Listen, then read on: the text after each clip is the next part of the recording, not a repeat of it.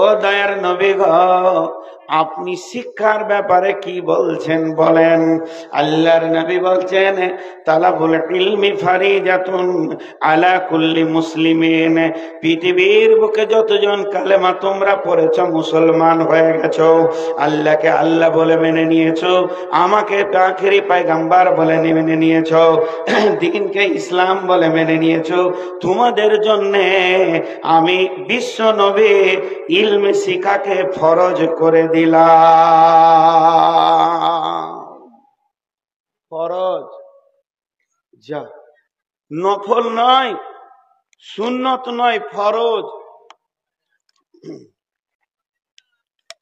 আমি শিক্ষাকে ফরজ করলাম, তোমাদের জন্য শিক্ষা হচ্ছে ফরজ, বাস মিটে গেল। তাহলে যে শিক্ষা করেনি সে ফরজকে মানেনি। তো ফরজ কয় ধরনের? ফরজ কয় রকম? দুই রকম। ফরজ কয় রকম? দুই রকম। একটা হলো ফরজে কেফায়া, আর একটা ফরজে আইন। একটা হচ্ছে ফরজে কেফায়া, আর একটা ফরজে আইন। এটা বাংলায় বলছি। একটা হচ্ছে যথেষ্ট ফরজ, আর একটা হচ্ছে অপরিহার্য ফরজ। বুঝতে পারলাম? যথেষ্ট ফরজ কেমন কি? কেউ মারা গেছে, ডিঙ্গেলে কোন মুরব্বী মারা গেছে, বান্দা খোলা থেকে 20-50 জন জামাতে হাজির হয়ে গেল জানাজায়, গ্রামের জন্য যথেষ্ট হয়ে গেল। চারিদিকে ধান কাট মার কাজে ব্যস্ত। হঠাৎ ফোন আসছে আমার কাছে যে আমার বড় ভাইরা মারা গেছে। ছেলেরা বলছে, আব্বা আপনি যান, আমরা কাজে ব্যস্ত, খালুজি জানাজা পড়ে আসেন। আমি একাই গেলাম, পরিবারের জন্য যথেষ্ট হয়ে গেল। সকলকেই জানাজায় যেতে হবে, এটা ফরজে আইন নয়, এটা ফরজে কেফায়া।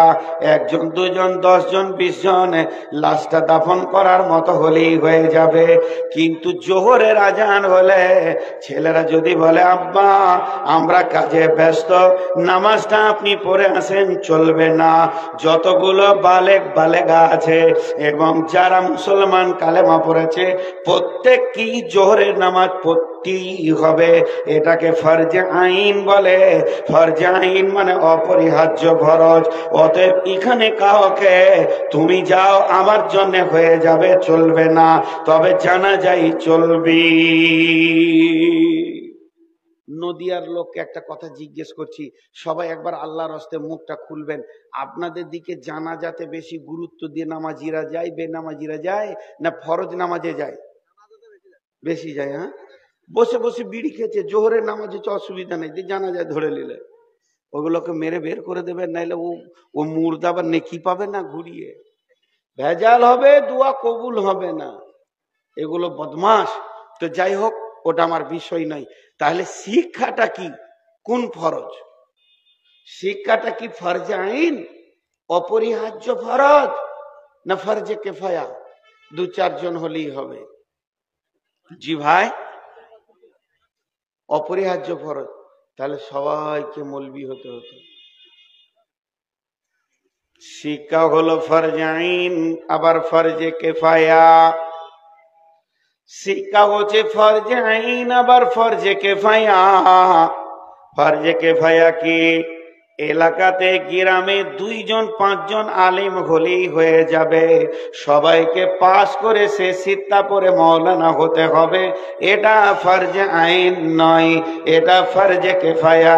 এটা যদি ফরজে আইন হতো তাহলে পাবলিকরা জাহান্নাম চলে যেত, একজন জান্নাত পেত না। অতএব আলিম হওয়াটা ফরজে কেফায়া। 1 জন 2 জন 20 জন এলাকায় আলিম হলেই চলবে। কিন্তু এমন 2টি শিক্ষা আছে, এই 2টি শিক্ষাকে প্রত্যেকটা মানুষকে শিখতেই হবে। তাতে যেমন জোহরের নামাজ প্রত্যেককেই পড়তে হবে, ওই রকম প্রত্যেককে শিখতেই হবে। যদি না শিখে তো কাবিরা গুনাহ হবে। সেটা কি? এই যে দেখছেন হলার, হ্যাঁ, সাইজ কত? কয় ইঞ্চি হবে? 2 ইঞ্চি, 2.5 ইঞ্চি, খুব মারলাম, বড় যাদের তো 2.5 ইঞ্চি 2 ইঞ্চি, ঠিক না ভুল? কুইন্টলের গরু ঢুকে গেছে, সাংঘাতিক ব্যাপার। এ হলার যে কত বড় মজবুত, এতে উঁটও পার হয়ে যায়। যায় কি যায় না? কথা বলে না, যায় কি যায় না? তেমনি শুনেলেন আল্লাহ তাবারক ওয়া তাআলা দুই একটা শিক্ষাকে, 2টি জিনিস শিক্ষাকে ফরজাইন করে দিয়েছেন।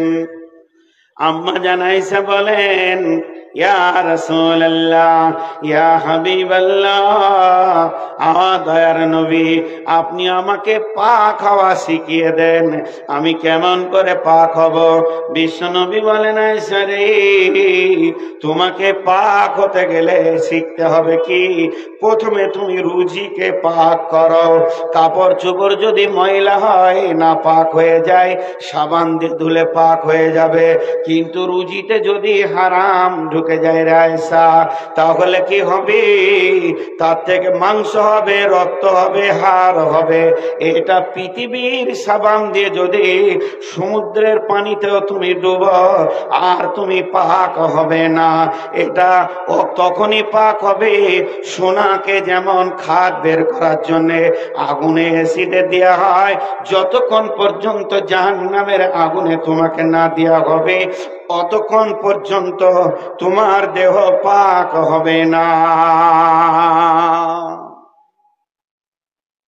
এইখানে যেন হারাম না ঢুকে। এইখানে কে বসে আছে? কাস্টম। এই অফিসারটা কে? কাস্টম। পচা মাল যেন না ঢুকে যায়, চেক আপ করবে।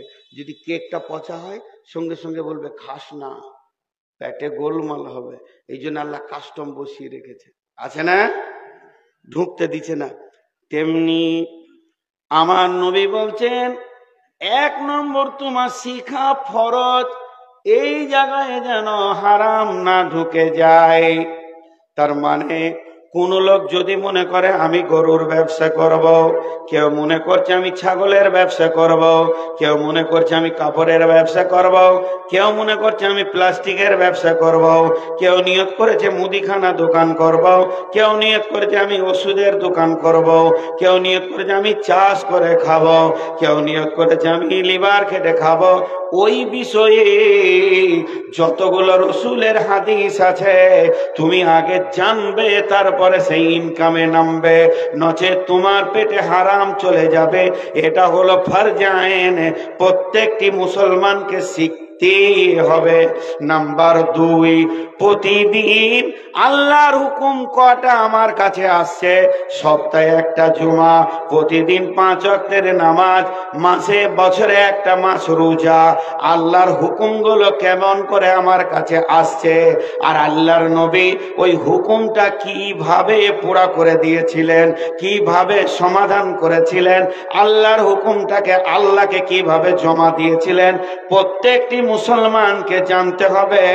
আল্লাহর হুকুম, নামাজটা কেমন ভাবে পড়ব, রুজুটা কেমন ভাবে করব, এই 2টি শিক্ষা, একটা হলো ইবাদত গুলি, আর একটা হলো ইনকাম।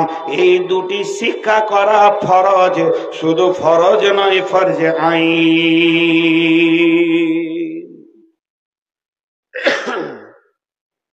এর জন্য বিশ্বনবী বললেন, উম্মত তালাবুল ইলমি ফারিজাতুন, তোমাদের উপরে ইলমে তলব করা ফরজ, আলা কুল্লি মুসলিমিন।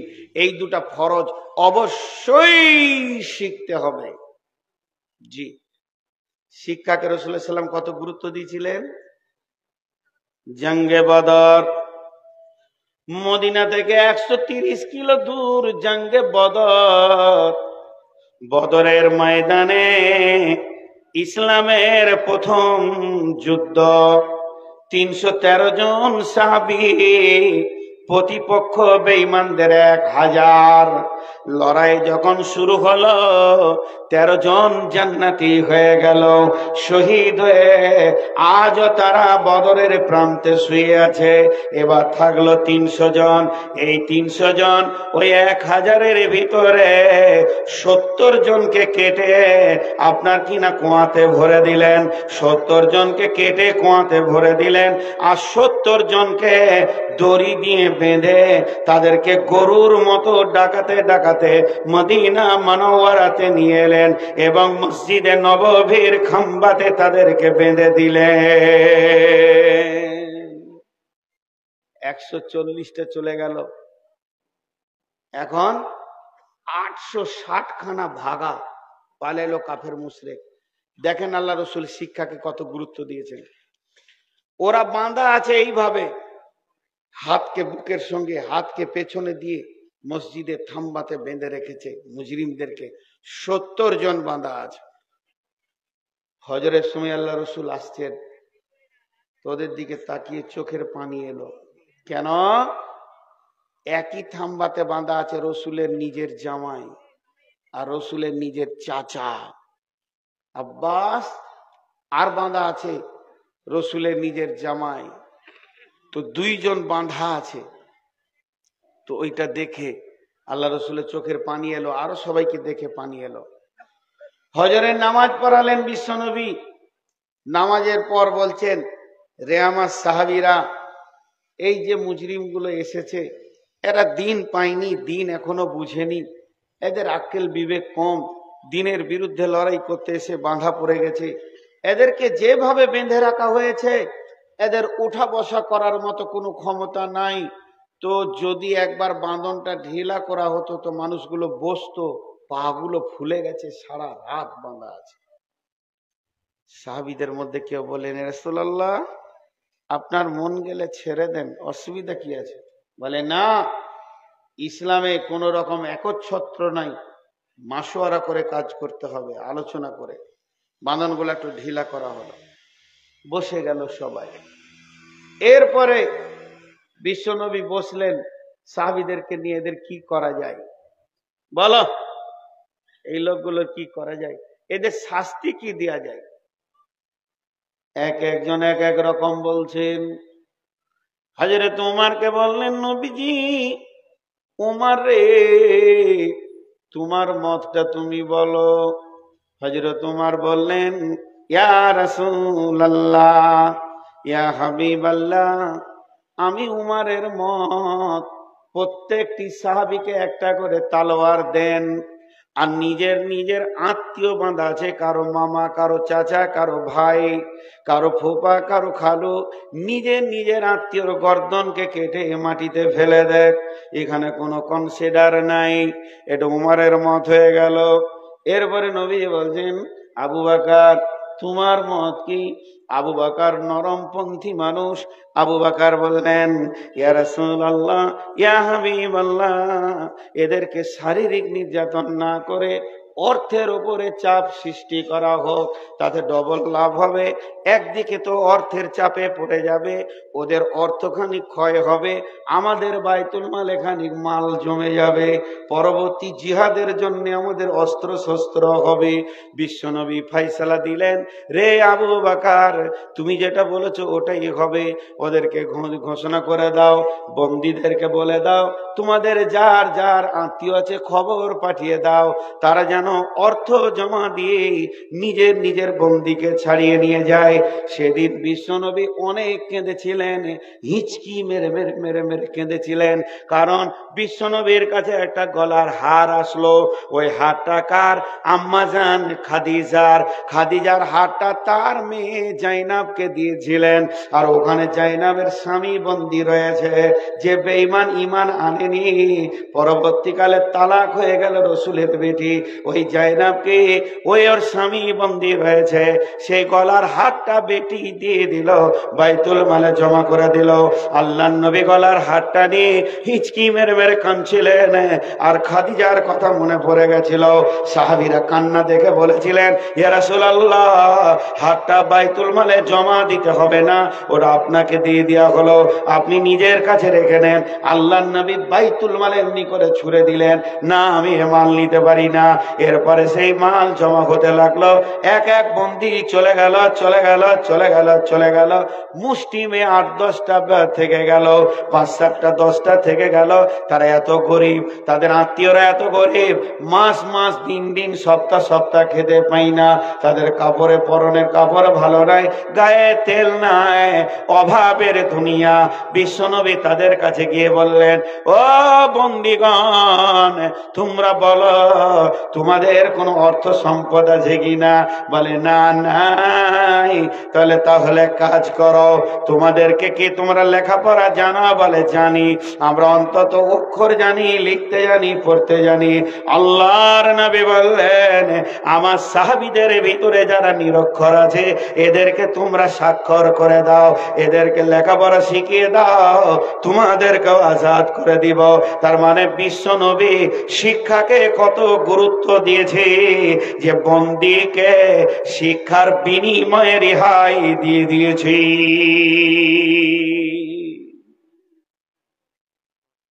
তারই উম্মত হতমূর্খ। জি, উঠিয়েন না, দাঁড়ান, আরো কিছু কথা আছে। একটা উপন্যাসের 2 লাইন বলি, 2 লাইন, বেশি লাইন। একটা লোক পানি জাহাজে সফর করছে, আর এরকম করে ও একটা বই পড়ছে, হাদিসের বই। ধরেন, জাহাজের কেবিন আছে, স্পেশাল জায়গা আছে, সেই স্পেশাল জায়গাতে বসে জানলার ধারে এমনি করে একটা বই পড়ছে, উপন্যাস পড়ছে। এমনি করে ধ্যানের সঙ্গে পানি জাহাজে পড়ছে, উপন্যাসটা ভালো করে খেয়াল করেন, পড়ছে। এমন সময় জাহাজের নাবিক বলছে, বন্ধুবর, নিয়তির ফায়সালা, আল্লাহর ফায়সালা, আসমানওয়ালার ফায়সালা,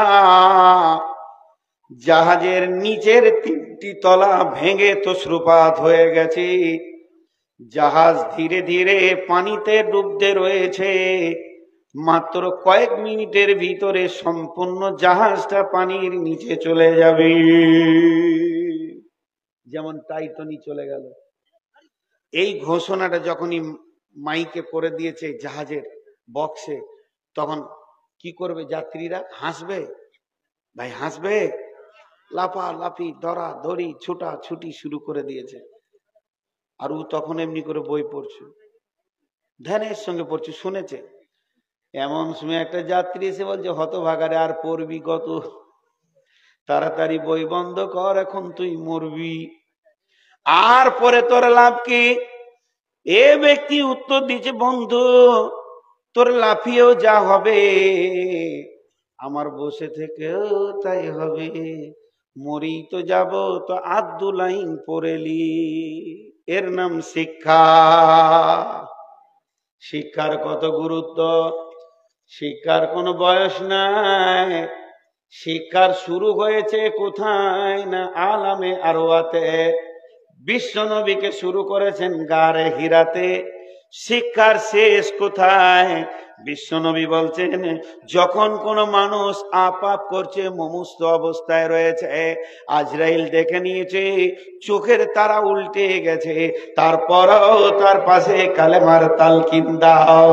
যদি তোমার শিক্ষাটা গ্রহণ করে নেয়, তার মানে মওতের 1 সেকেন্ড আগে পর্যন্ত ছাত্র হয়ে থাকতে হবে, তবেই নাজাত পাওয়া যাবে। বন্ধুরে, অতএব শিক্ষার কত গুরুত্ব! আহাত থেকে লাহাত, কোল থেকে খাট পর্যন্ত শিক্ষার শিক্ষা। অতএব বন্ধু, শিক্ষাকে বিশ্বনবী কত গুরুত্ব দিয়েছি।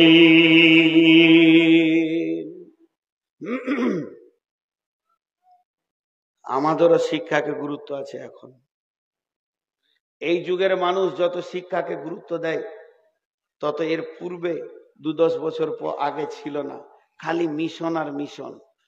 কিন্তু আসলে আমি ভাবতে পারি না, কিছু জায়গা আমাকে গোলমাল লেগে যায়, গোলমাল লেগে যায়। هو الذي بعث في الأميين رسولا منهم يتلو عليهم آياته ويزكيهم ويعلمهم الكتاب والحكمة وإن كانوا من قبل لفي ضلال مبين। প্রকৃত শিক্ষা কি এবার আমি বলবো। শিক্ষা কোনটা?